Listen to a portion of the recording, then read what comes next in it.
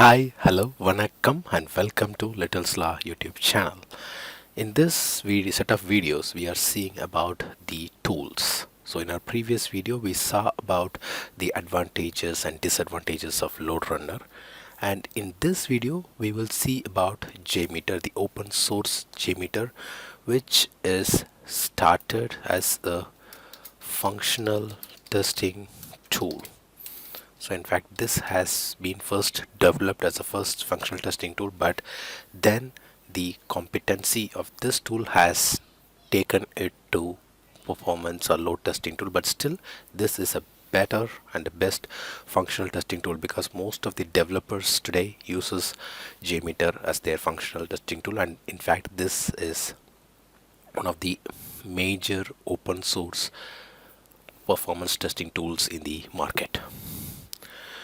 So when it comes to installation, we have already seen for LoadRunner needs at least 4 to 5 gig of space for installing it. But when it comes to JMeter, so we can download the JMeter in the Apache JMeter website, that is jmeter.apache.org. And again, I would say this JMeter is being developed by open source and it is being supported by open source supporters, and it has been maintained and monitored by Apache, which is open source forum. So we can download the latest version. I have the 5.4.3, but then today we have 5.5. So there are consistent and there is always a set of developers team who supports and develops the versions of Apache JMeter. And I remember I have used the version 2.2 years back, and now it is 5.5. So JMeter is consistently developed it on its own. And so when it comes to space, it is just 84.8 MB. So that is the size of the zip file, and that is what is the main advantage of having LoadRunner. So it does not need too much of space. It does not need any special installation. Just just extract the file, click on jmeter.bat, and automatically your JMeter will open. So when it comes to protocols, JMeter supports a lot of protocols. We can see that here. So when we open these, let's add some post processes, and in fact we have a lot of samplers. So here in the samplers we can see that the JMeter supports AJP, it supports Bean Shell, JMeter supports FTP, JDBC, and then it supports LDAP extended and LDAP request, and it supports Java request, it supports TCP sampler. So these are the major support, or these are the main or the most frequently used applications or protocols, I would say, from JMeter.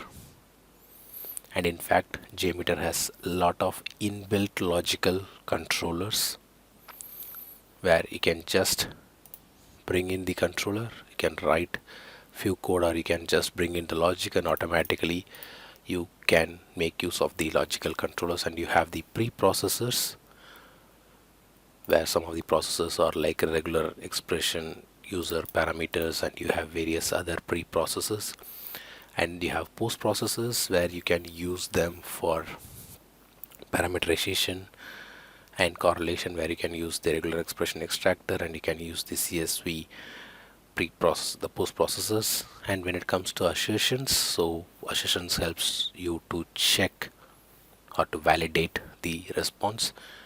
And then it has come up with a lot of timer options like constant timer, uniform random timer, constant throughput timer, and various other timers. And when it comes to config element, we have the CSV dataset config, which we use for parameterization. We have the cookie manager, we have the cache manager for saving the cookie values and cache values during the testing, and we have the various other supporting managers like the HTTP authorization manager, which helps to save the username and password for the applications. And then we have the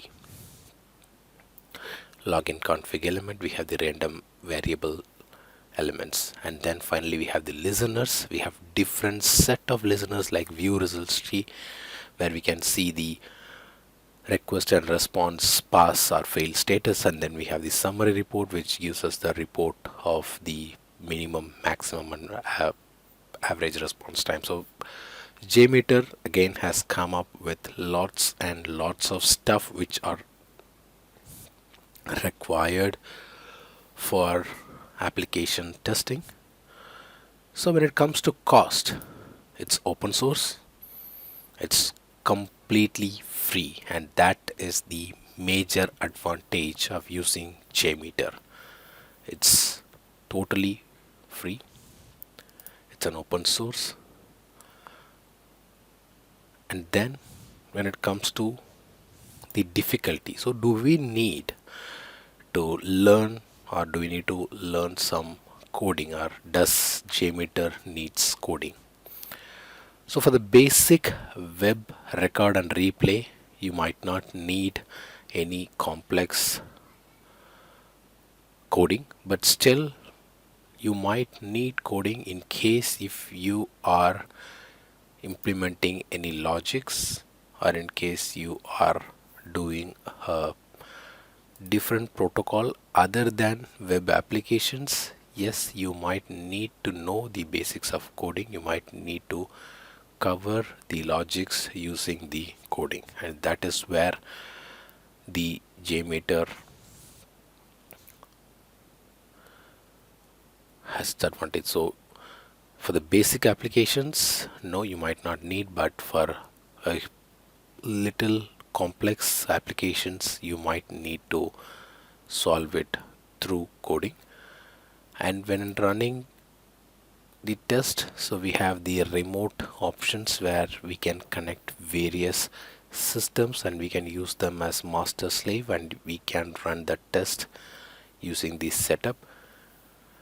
So what about the web support, like what we have in LoadRunner? We have the in LoadRunner we have the web application, then the LoadRunner web, and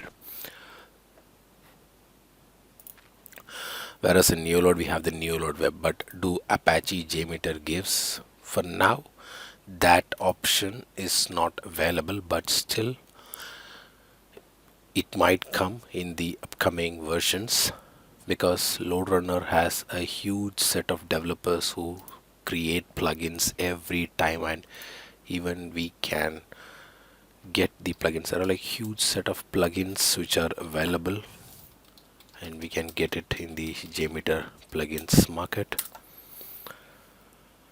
So when we go to the JMeter plugins, we can see lots and lots of plugins from for the various users. Like you can just browse through the plugins, and we can see here we have the Hadoop HBase testing, we have the Elasticsearch backside listener, we have WS security for SOAP, we have IBM MQ support. Even this you cannot find it in any of the major tools like LoadRunner or NeoLoad, and that is possible in JMeter. So these are some of the advantages. So the plugins, which the plugin support that JMeter has is too huge, and most of the difficult or most of the complex issues has solved by these plugins. So here we could see there are a lot of samplers for HTTP, we have for O authorization, we have for HDFS, we have for Hadoop, there are samplers for HBase, there are samplers for HBase scan sampler, and again when it comes to config items, there are HBase configuration items, and then we have raw data source preprocessors, and we have support for JSON to XML converter and JSON to YAML path extractor. And these are some of the options where you can develop your plugins. So if you want, you can, or anybody can create the plugins, and these are the set of contributors who have contributed for JMeter. These are the major contributors for JMeter.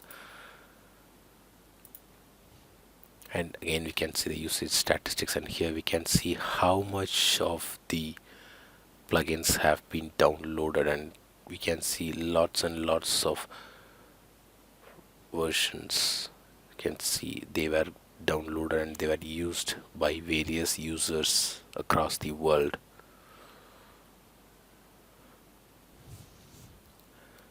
So with that, we come to an end. I believe this video would have been very useful to you. Until we meet you in another interesting video, it's bye bye from Vasan Shanmugam and Little's Law.